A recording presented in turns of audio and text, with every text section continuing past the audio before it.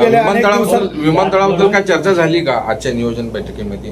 विमानतळाच्या night landing, त्या night लँडिंगला विरोध नई जिंदगी संघर्ष समिती स्थापन करण्यात आली. त्यांचं असं म्हणणं आहे की आता घरावर जर बुलडोझर चढवतात आम्ही संघर्ष करू सरकारच्या विरोधामध्ये. 1500 ती घरं जी आहेत अतिक्रमित, ते 5000 घरं, तर ते संघर्ष समिती स्थापन करून लढा देणार असं त्यांचं 107 एकरवरती अतिक्रमण आहे असं.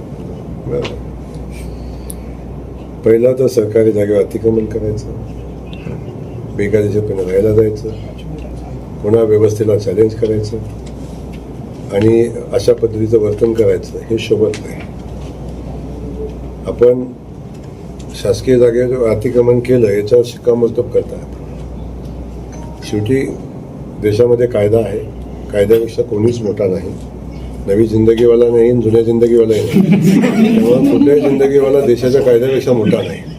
तेव्हा कायद्याची अंमलबजावणी करत असताना कुणी आडवा आला तरी सुद्धा कायद्याची अंमलबजावणी होईल आणि जे कायदेशीर आहे ते काम.